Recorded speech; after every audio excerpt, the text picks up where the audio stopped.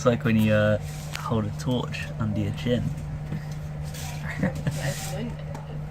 We're on the sleeper train, and I'm not really sure why they call it a sleeper train. Not much sleep happened for me. Nikki slept well though, which is more important. We have a few more hours to Da Nang. Apparently we're going to go through some mountainous regions, so I might film. It might be crap though, so I might not bother.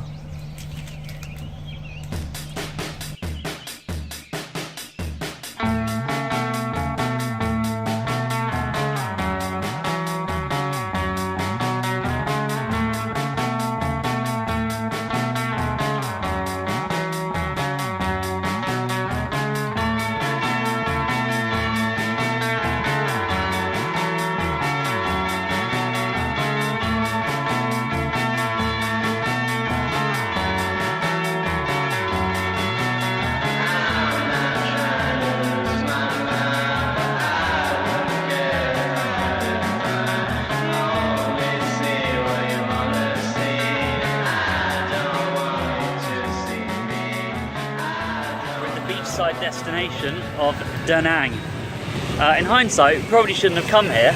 We probably should have just gone off the train straight to Hoi An, but never mind. The beach is only a couple of minutes walk, but that's about it. There's nothing else around. There's no decent restaurants for us to eat at. Everything is seafood or meat, which is a pain. So we just had to go and get a taxi to this place where this big fat Buddha guy must have eaten about 10 main courses to himself. Just sat there. Hilarious.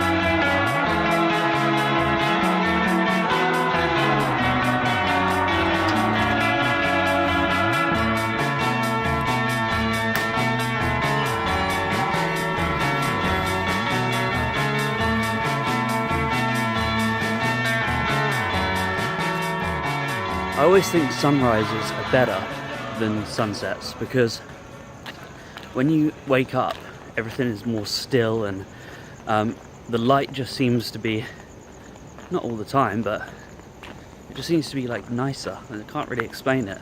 The difference is, however, you've actually got to get up for sunrise, which is the where the pain in the arse happens. But today I woke up naturally. I just woke up and I thought, oh, better put my earplug back in. Hold on a sec, what's the time? 5 o'clock, sweet, alarm's gonna go off in about a minute. But, oh yeah, this bank of clouds you can see is phenomenal. So I downloaded a couple of apps actually.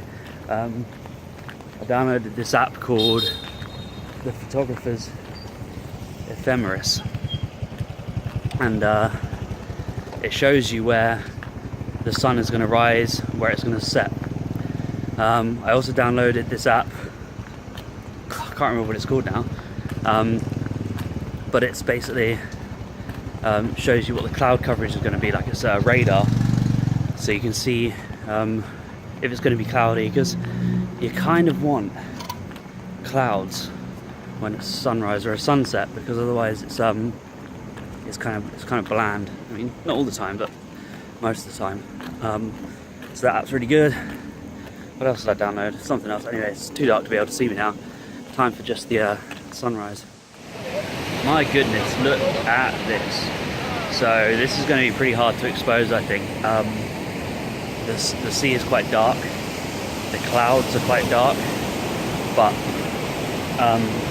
the sky is going to be really bright. Now normally what you'd use is what's called a reverse graduated filter. So this bit here would be dark, and then it would gradually get lighter here, and then this bit would be lighter as well. So it's just literally for sunrise, but I don't have that because they're expensive and I'm cheap.